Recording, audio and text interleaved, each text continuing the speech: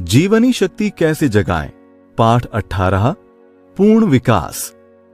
समुचित आहार तथा युक्त उपवास के द्वारा सोई हुई जीवनी शक्ति को सफलतापूर्वक जगाया जा सकता है तथा शरीर और इंद्रियां बिना किसी रोग और थकावट का अनुभव किए क्रियाशील बनी रह सकती हैं। किंतु इतने से न तो मनुष्य का पूर्ण विकास संभव है और न उनकी जीवनी शक्ति पूर्ण रूप से स्वतंत्र होकर अपना प्रभाव प्रकट कर सकती है।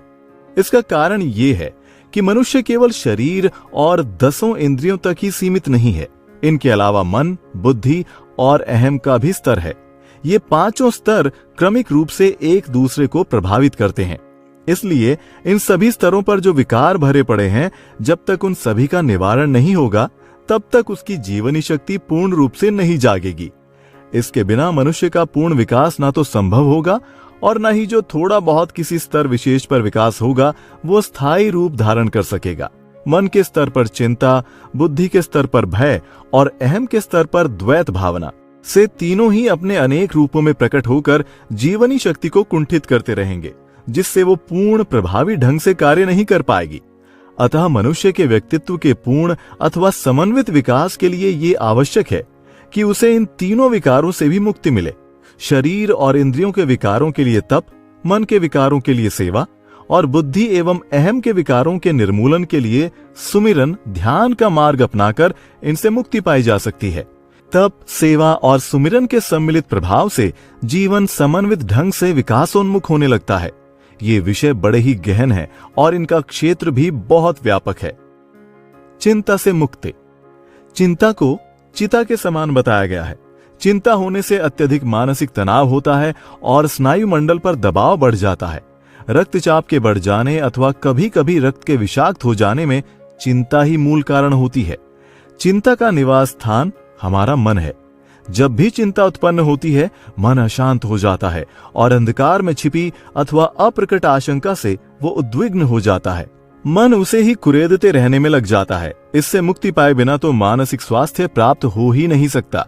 शरीर के स्तर पर भी अनेक नए रोग उत्पन्न हो जाते हैं और वर्तमान रोग बढ़ जाते हैं। चिंता का मूल कारण हमारा स्वार्थमय जीवन है, जो आसक्ति या रोग के रूप में प्रकट होता है।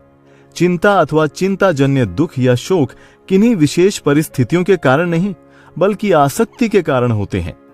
परिस्थिति में परिवर्तन हुए बिना चिंता मिट सकती है, लेकिन तभी जब जिसकी चिंता है उसमें आसक्ति न रह जाए। आसक्ति मिटाने का सरल मार्ग वितरण का ही है। यदि आंशिक रूप से भी हम अपने प्राप्त सुखों का वितरण करना प्रारंभ कर दें, तो आसक्ति का मिटना प्रारंभ हो जाएगा और उसी मात्रा में हम चिंता मुक्त होते जाएंगे। क्योंकि भौतिक जगत में क्रिया प्रतिक्रिया के नियमानुसार जो हम देते हैं वही पुनः अपने पास लौट आता है और आध्यात्मिक जगत में जो देते हैं वो कई गुना होकर लौटता है। अतः अनावश्यक इच्छाओं पर नियंत्रण करना तथा उनका संतुलन बनाए रखना होगा। इससे चिंता मिटने में सहायता मिल सकती है। चिंता का एक दूसरा पक्ष भी है जो विशेष महत्व का है। हम जो कुछ भी चाहते हैं सब अपने लिए ही चाहते हैं। जब इसकी पूर्ति नहीं होती या इसमें कभी निराशा होती है तो हम चिंतित हो जाते हैं। यदि हम ये सोच पाते कि उन वस्तुओं की आवश्यकता दूसरों को भी हो सकती है और यदि हमें ये प्राप्त न होकर दूसरे को ही प्राप्त हो तो चलो अच्छा हुआ, उसका काम चल गया, हमें भी कभी मिल ही जाएगी। इससे चिंता का होना बंद हो जाएगा।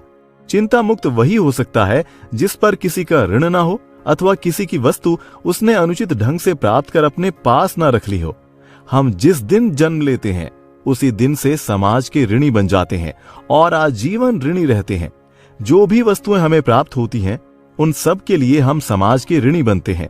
अतः ऋण मुक्त होने के लिए हमें अपने भोजन, समय, शक्ति और धन का एक निश्चित भाग दूसरों की सेवा में लगाना चाहिए। ये सेवा किसी प्रकार से किसी प्रतिफल के पाने की आशा में ना हो, पूरी तरह से निस्वार्थ भाव से हो और वास्तव में ऋण मुक्त होने की भावना से हो। इसका प्रारंभ हुआ नहीं कि चिंता और आसक्ति दोनों ही मिटने लगेंगे और इच्छाएं भी वही होंगी जो उचित होंगी। जीवन में सेवा को स्थान मिलते ही वस्तुओं का मूल्य बदल जाता है और तब अभाव से पैदा चिंता नहीं सताती है। आध्यात्मिक दृष्टि से भी चिंता मुक्त होने के लिए तप और सेवा का मार्ग ही सर्वोत्तम माना गया है। चिंता स्वार्थ का दंड है। इसकी समाप्ति सभी के प्रति अपने कर्तव्य पालन से ही हो सकती है। चूंकि भगवान सब में है, इसलिए सभी अपने हुए। उनके प्रति भगवत भावना से हमें अपने कर्तव्य का पालन करना है। जिस परिवार के पालन पोषण की जिम्मेदारी भगवान ने हमें सौंपी है, उसको ठीक से निभाना ही हमारा कर्तव्य है।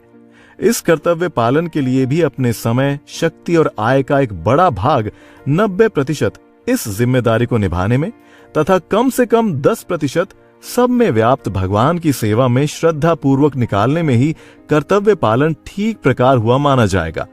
और कर्तव्य का ठीक से पालन होता रहे तो चिंता पास भी नहीं फटकेगी। सेवा भाव के आते ही मन में अनेक दोष जैसे ईर्ष्या, द्वेष, क्रोध और घृणा भी नष्ट हो जाते हैं।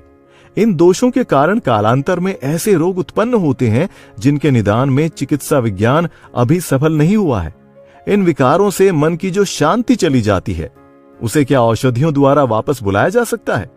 भगवान जो सब में विराजमान है, सबके प्रेरक हैं, वही जब अपने हैं तब संसार की कोई घटना, कोई परिस्थिति और भविष्य की कोई बात हमें प्रतिकूल नहीं लगेगी और न चिंता अथवा किसी प्रकार की आशंका का कारण बनेगी। भगवान सर्वव्यापी हैं, सब में उनकी ही सत्ता विद्यमान है। इसलिए जब हम उनके नाते दूसरों की सेवा करेंगे तो ये भगवान की ही सेवा होगी। ये भाव आते ही मन में किसी प्रकार की चिंता बनी नहीं रह सकती।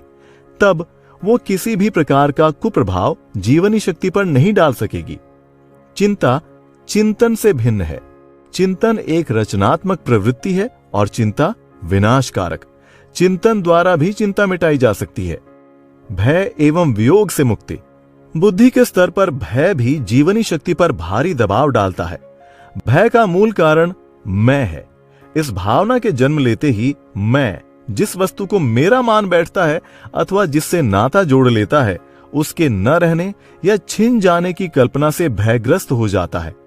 पद या सत्ता से हटाए जाने अथवा अपनी मृत्यु की संभावना से भी व्यक्ति भयातुर बना रहता है।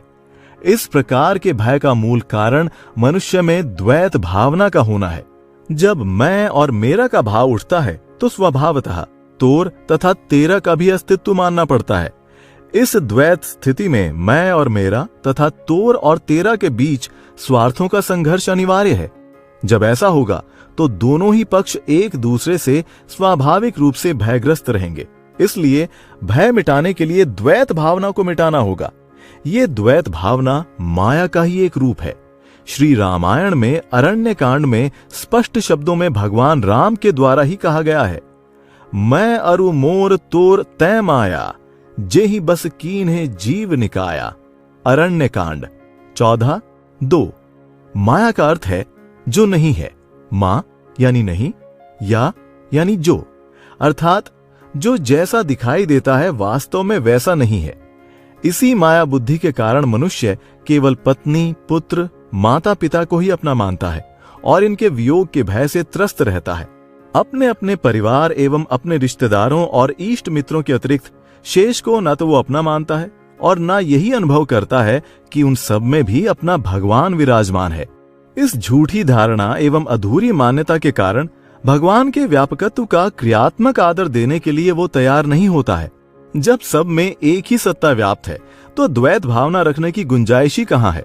सब में एक ही सत्ता को व्याप्त मानकर सब में प्रेम भाव रखने तथा सब में अपने ही स्वरूप के दर्शन करने से द्वैत भावना का अस्तित्व ही समाप्त हो जाएगा।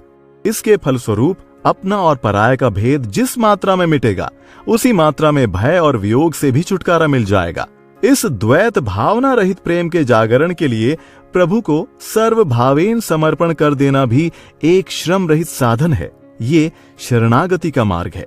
इसमें कुछ करना नहीं होता, बल्कि जो भी संबंध वस्तु, परिवार, मित्र और संबंधियों से माना गया हो, उसी संबंध को एकमात्र प्रभु से जोड़कर उनका ही एकमात्र आश्रय मान लेना होता है।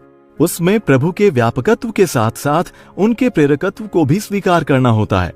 ऐसा होते ही प्रभु से निजत्व का संबंध हो जाता है और तब करना होना में बदल जाता है। जो कुछ भी होता है उसे प्रभु की आनंददायिनी प्रेरणा मानकर स्वीकार कर लिया जाता है। इससे स्वतः ही अपना कर्तापन, अहम, अभिमान, स्वार्थ, भय, मोह तथा क्रोध आदि सभी द्वैतजन्य भावनाएं मिट जाती हैं। इन कलुषों से छुटकारा मिलते ही जीवनी शक्ति पर लदा हुआ भारी बोझ हट जाता है और तब जीवनी शक्ति जीवन के लिए संजीवनी बन जाती है। योगी और योग साधना का अध्ययन करें।